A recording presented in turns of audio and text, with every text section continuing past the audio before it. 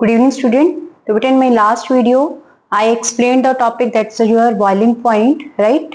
In terms of your carbon chain or in terms of your branching of the chain. Okay. Today our day is day 13. Date is 26/9/25. Standard 12 Science subject Chemistry.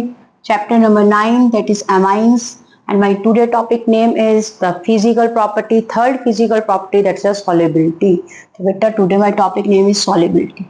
Okay बेटा solubility की बात करेंगे तो हमारे पास एक lower amines होते हैं, एक हायर अमाइंस होते हैं. जो लोअर अमाइंस होते हैं that are more soluble in comparison to your higher amines. क्यों? क्योंकि वो रीजन मैंने यहाँ मेंशन किया. You can note down lower amines are soluble in water. Lower amines क्या होते हैं बेटा? वाटर में सॉलेबल होते हैं. रीजन क्या बेटा? There are the two reason.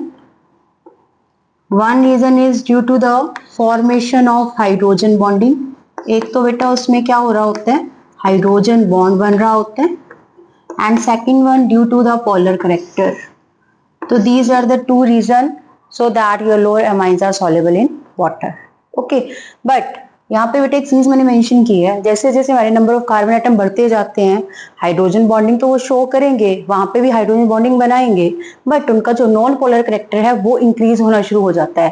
That means उनका पोलर करेक्टर कम होना शुरू हो जाता है. सो पोलर करेक्टर कम होने की वजह से जो हायर मेंबर्स होते हैं कार्बन एटम के अमाइंस के केस में that are less soluble in water than the lower one. Is this clear? So you can note down बेटा as a number of carbon atom. ये बेटा अपवर्ड एरो मैंने किसके लिए लगाया है? इंक्रीज के लिए. It reflect increase. Is this clear? तो जैसे number of carbon atom increase हो रहे हैं सो नॉन पोलर करेक्टर भी क्या हो रहा है? ये भी क्या शो कर रहा है बेटा? इंक्रीज हो रहा है. तो नॉन पोलर करेक्टर भी इंक्रीज होगा और वो ज्यादा होगा तो हाइड्रोजन बॉन्ड तो बनेगा, बट जो हमारा सॉलिबिलिटी है दो पैरामीटर के ऊपर डिपेंड कर रही है. एक hydrogen bonding, second is polar character. But जब नंबर ऑफ कार्बन एटम बढ़े तो पोलर करेक्टर तो कम हो गया. दैट मीन्स उसकी सॉलिबिलिटी भी कम हो गई. तो आप लिखेंगे which leads to decrease the solubility. इसलिए वो कम सॉलेबल होते हैं पानी में. किसके comparison? Lower members of amines के कंपैरिजन. तो बेटा ये पहले वाला कंसेप्ट मैंने लोअर और हायर मेंबर्स ऑफ अमाइंस के रिगार्डिंग बताया, but second one is the main important part. इसके भी यहाँ पे number of time the question that will come in your final exam. Okay, question क्या है इसमें मैंने आपको नेक्स्ट टॉपिक जो इसका इसी का एक सेकंड पार्ट करवाया सॉलिबिलिटी का. That means we are going to compare the solubility of your alcohol and amine. अब हमने अमाइंस और अल्कोहल की सॉलिबिलिटी डिस्कस करनी है. तो बेटा अभी मैं आपको बता दूं, जब हम अल्कोहल की बात करते हैं, अल्कोहल में ROH, यहाँ पे मैंने लिखा है ROH. इसका मतलब क्या हुआ? अल्कोहल. क्या है बेटा? ये अल्कोहल. और RNH2 क्या होता है? अमाइंस. तो अभी मैं सिर्फ अल्कोहल की बात कर रही हूँ. अगर हम ROH लेते हैं, अल्कोहल लेते हैं, तो अल्कोहल वाले हाइड्रोजन बॉन्डिंग वो भी शो करते हैं, बट उसमें जो हाइड्रोजन बॉन्डिंग बन रही है जब उसको पानी में मिलाएंगे तो किसके साथ बन रही है? मोर इलेक्ट्रोनेगेटिव एलिमेंट ऑक्सीजन के साथ. जबकि हम बात करें अमाइंस की तो अमाइंस में भी इलेक्ट्रोनेगेटिव एलिमेंट है नाइट्रोजन, बट उसकी इलेक्ट्रोनेगेटिविटी बेटा कम होती है ऑक्सीजन के comparison.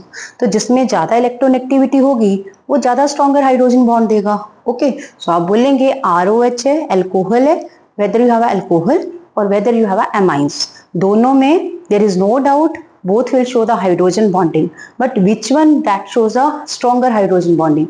Then you can say your alcohol that will show the stronger hydrogen bonding. What's the reason behind that? Because in case of your alcohol, oxygen is more electronegative element. Oxygen जो होता है ना हमारा वो बेटा electronegative element होता है. किसके कंपैरिजन ज्यादा इलेक्ट्रोनेगेटिव है? किसके कंपैरिजन? नाइट्रोजन से.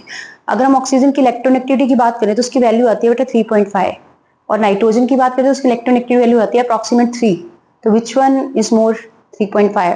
That is for the oxygen. So oxygen में जो हमारे पास हाइड्रोजन बॉन्डिंग बनेगी that is strong.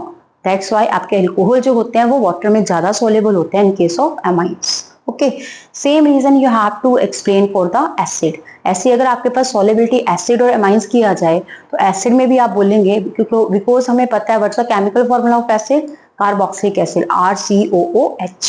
In that case, you can also say there is also a formation of hydrogen bonding within the oxygen. But in case of amine, again there will be a nitrogen. So आप बोलेंगे oxygen की electronegativity ज्यादा होती है. That's why that shows a stronger hydrogen bond than your amines.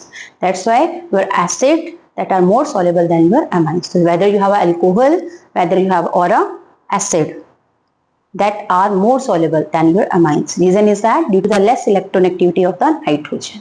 Okay, so just have to note down beta solubility of RNH2 means amines or alcohol so आप बोलेंगे alcohols are more soluble in water. Reason मैंने बताया, because in this case hydrogen bonding is more than amine, क्योंकि hydrogen bonding ज्यादा होती है बेटा.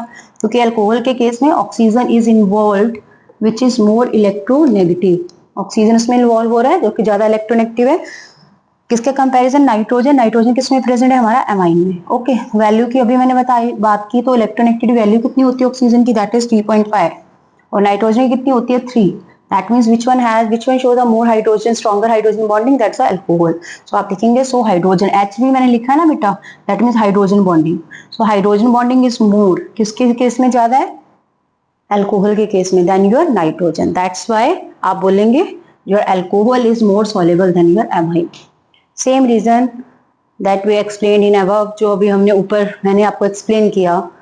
Same reason you can mention for the carboxylic acid. Your carboxylic acid are more soluble than your amine due to the less electronegativity of the nitrogen and due to the more electronegativity of the oxygen that form the stronger hydrogen bond. That's why that shows the more solubility than the amines.